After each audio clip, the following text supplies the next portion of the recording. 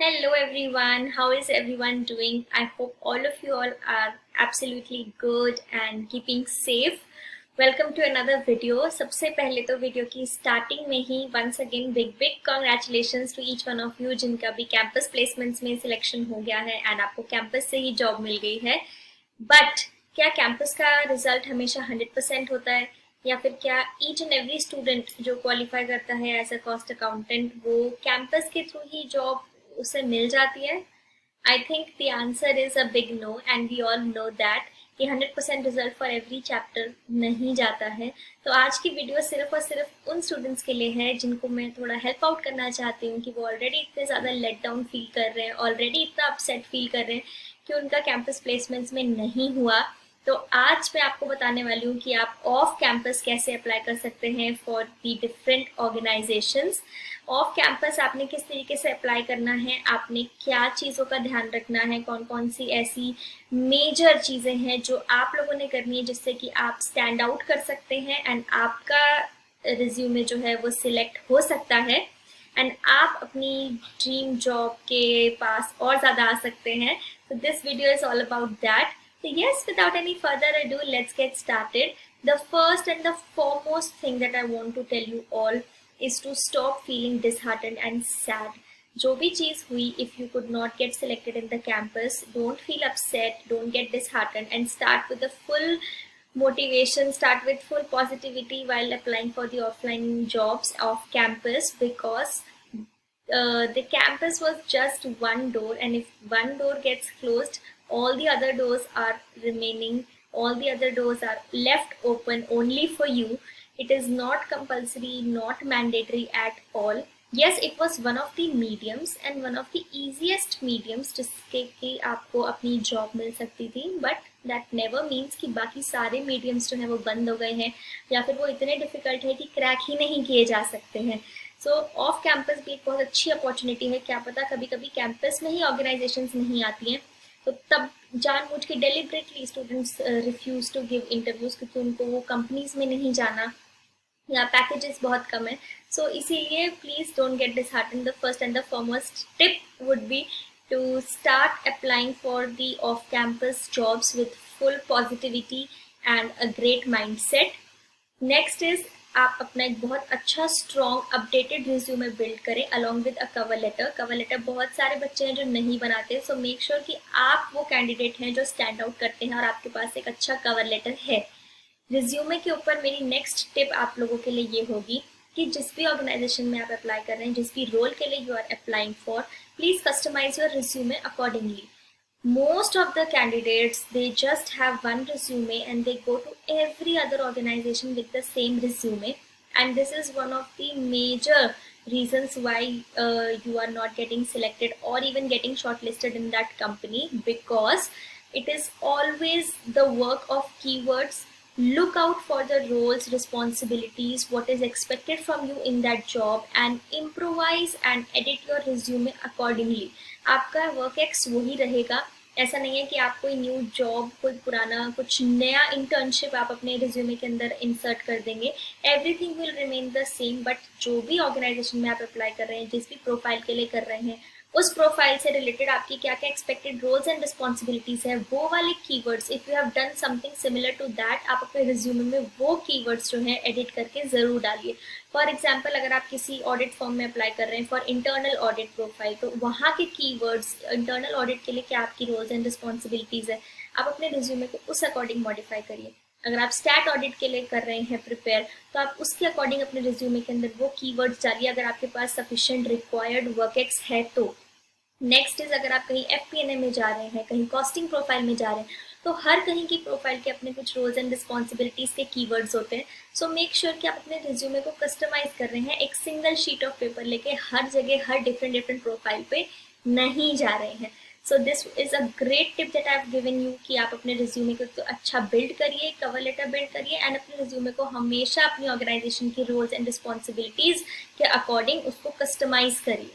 The next tip would be to stay active on different portals where the organizations update their hirings. Organization कहाँ कहाँ पे update करती है अपनी hirings, वहाँ पे आप ज़रूर एक अच्छा वॉच आउट रखिए।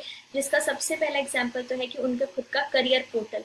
कोई भी ऑर्गेनाइजेशन हो जिसमें कि आपको अप्लाई करना है, आप उस ऑर्गेनाइजेशन के करियर पोर्टल पे जाइए। वहाँ पे आपको सारी की सारी डिफरेंट लोकेशन पे, डिफरेंट रोल्स पे, डिफरेंट प्रोफाइल पे, डिफरेंट पोजिशन पे जो भी ओपनिंग्स होंगी सारी की सारी throughout within the organization आपको मिल जाएगी।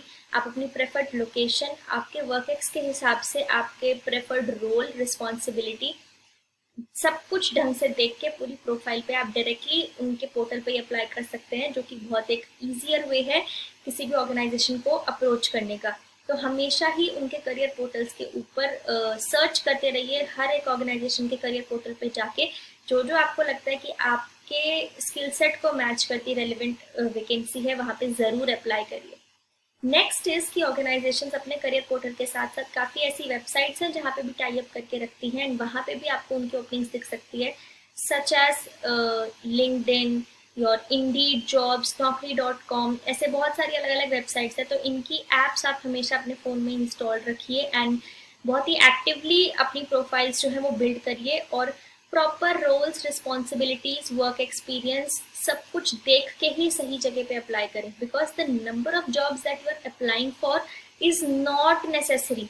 The relevant jobs that you are applying for is what will matter and is what is necessary for you to get your job. आपको आपकी जॉब, आपको आपकी ड्रीम जॉब जो है वो कितनी ऑर्गेनाइजेशन में आप अप्लाई कर रहे हैं उस पर डिपेंड नहीं करता, बल्कि इस चीज़ पर डिपेंड करता है कि कितने रेलिवेंट जगहों पे आप अप्लाई कर रहे हैं। Which is my next tip कि आप अच्छे से सारी रोल्स एंड रिस्पॉन्सिबिलिटीज़, कितना वर्क एक्सपीरियंस रिक्वायर्ड है, आप एक ऐसी पोजीशन के लिए अप्लाई कर रहे हैं जहाँ पे already prior experience 5 to 6 years का चाहिए, but you are just a fresher right now. So do you think that your application in that role would make a difference in your findings of the job? No, आपका जो भी job finding का process है वो उतना ही ज़्यादा लेंदी अभी भी रहेगा। आपको उतनी ही देर बाद आपकी जॉब मिलेगी या इंटरव्यू के लिए कॉल आएगा जब आप अपने स्किल सेट से, अपने रिज्यूमे से मैचिंग जगह पे ही अप्लाई करेंगे। So please ensure that the number of jobs that you are applying are relevant to your skill sets and just make sure कि वर्क एक्सपीरियंस वगैरह वहाँ पे जो है वो सही लिखा हो। naukri.com है, इंडीड जॉब्स है, इन सब पे आप अच्छे से वॉच आउट रखिए, एक्टिवली देखते रहिए। The next tip would be to build a strong LinkedIn profile. Please keep your LinkedIn profile updated, because LinkedIn profiles पे बहुत सारे ओपनिंग्स जो हैं आजकल आती हैं, एंड इतनी सारी ओपनिंग्स में देर आर हाई चांसेस कि आप कहीं ना कहीं लॉस्ट ना फील करें। इसलिए सबसे पहली चीज़ है कि आप अपनी प्रोफाइल बिल्कुल अपडेटेड रखिए। आपकी जो भी अचीवमेंट्स हैं, इंटर्नशिप्स है, आपकी प्राइवेट लाइफ को प्राइवेट ही रखिए, और जो भी आपकी प्रोफेशनल लाइफ है सिर्फ उससे रिलेटेड आपकी सारी अचीवमेंट्स एंड आपकी इंटर्नशिप्स, आपका टोटल वर्क एक्सपीरियंस, आपकी स्टडीज, हर चीज़ जो है वो आप with in the right time frame mention करते रहिए, जिससे कि आपकी प्रोफाइल और ज़्यादा ऑथेंटिक लगे, ऑथेंटिक बने।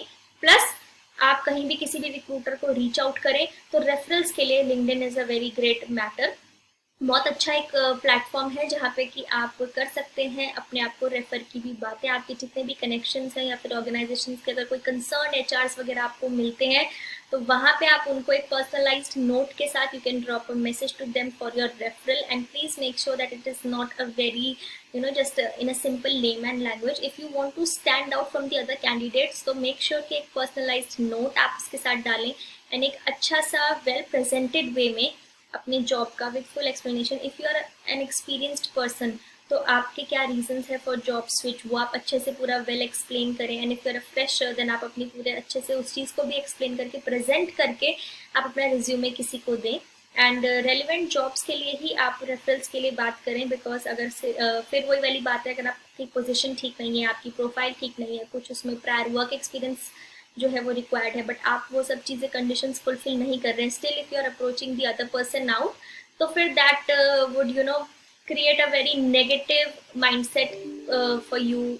सो please make sure that such things do not happen. आप सही जगह पे ही अपनी एनर्जी लगाएं एंड सही ऑर्गेनाइजेशन में सही रोल्स एंड रिस्पॉन्सिबिलिटीज पे आप रेफरल भी लिंक्डइन पे जो है वो मांग सकते हैं। द नेक्स्ट थिंग अब रेफरल से ही कनेक्टेड है, विच इज़ कि आप अपने सीनियर्स से, आपके कोई फ्रेंड्स वगैरह हैं, आप उनसे भी रेफरल्स के लिए रिक्वेस्ट कर सकते हैं in their respective organisations. if they find any job suitable for you, they can refer you directly. So make sure to ask out for the help from the different friends of yours and family members, जो भी आपको लगता है कि कहीं किसी अच्छी organisation में काम करते हैं एंड आपको भी जॉब चाहिए, तो आप उनसे भी आस्क आउट कर सकते हैं, अपना रिज्यूमे शेयर कर सकते हैं, उनको रिक्वेस्ट कर सकते हैं कि वो आगे उसको शेयर करें एंड फॉरवर्ड करें with the concerned person. The next tip would B कि अगर आपका कोई भी फ्रेंड है who has recently qualified, any of your family members who have any of your cousins who was also doing this CMA with you, किसी का कहीं पे कहीं जॉब लग गई है, अभी रिसेंटली ही लगी है, तो अगर उनके पास कोई भी किसी भी ऑर्गेनाइजेशन के HR का नंबर है, या फिर लिंक्डइन पे अगर आपको कोई HR मिला है, वहाँ पे उसकी ईमेल आईडी दी हुई है, तो ईमेल आईडी पे with a nice subject, with a decent cover letter, a nice explanation written in the mail, ऐसे नहीं that you straight away just forward your resume in that. आपने अच्छे से पूरा मेल ड्राफ्ट किया, पूरा फ्रेम किया, and then you have just mailed that concerned person, या फिर if by any chance you get the contact number, then you contact them and you have that thing in you कि आप अच्छे से उनको explain कर सकें, and then you can ask for a referral. So that would also help a lot.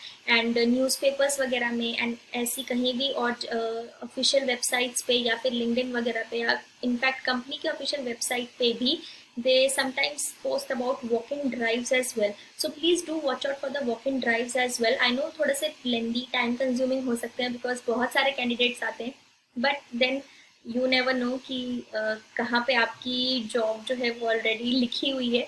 So make sure कि आप walk-ins पे भी ध्यान दें, and कोई भी notification आपसे miss out ना हो, तो walk-ins भी एक अच्छा तरीका है.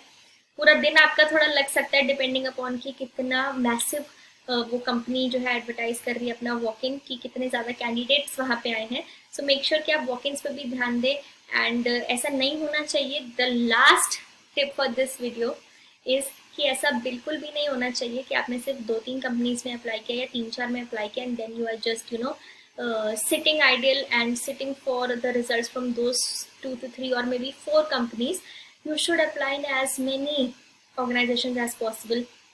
आपने 50 कंपनीज में अप्लाई करना है, 100 कंपनीज में अप्लाई करना है, जहाँ पे भी आपको अपने रेलिवेंट स्किल सेट के अकॉर्डिंग, आपकी जो भी वर्क एक्सपीरियंस है, आपका स्किल सेट जो है, उसके रेलिवेंट ऑर्गेनाइजेशंस में आपने apply as much as possible, because कहीं ना कहीं से तो कभी ना कभी रिवर्ट आएगा ही. And then you can have an advantage if you get selected in more than one company. Then you can have that advantage of just negotiating with the package, या फिर you can have a great option to alter between the two or many organizations in which you get selected for.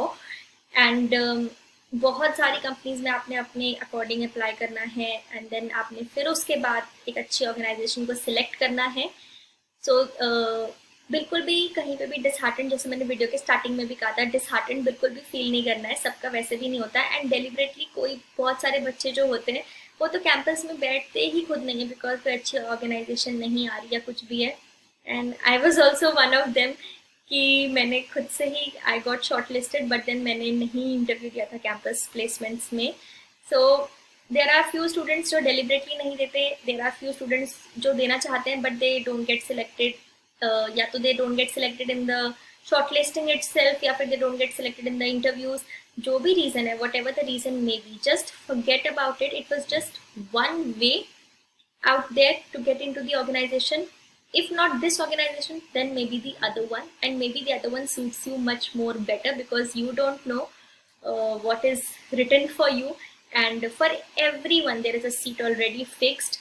Please be assured for that. आप सबके लिए कहीं ना कहीं किसी ना किसी ऑर्गेनाइजेशन में एक सीट जरूर फिक्स्ड है. वो आपको इस वे में नहीं मिलनी बट दूसरे वे में मिलनी है. दैट नेवर मीन्स कि वो सीट आपके लिए नहीं है या फिर वो सीट आपको मिलनी ही नहीं है. So please don't be disheartened. Start applying for the jobs. Start taking all these steps that I told you, all these tips and tricks that I shared with you in the whole video very seriously, and start applying from today itself off campus, and I guarantee you that you can easily crack the interviews and you will easily get your dream job very soon. All the very best to each one of you. Start applying with full positivity in your hearts and with full dedication in your mind.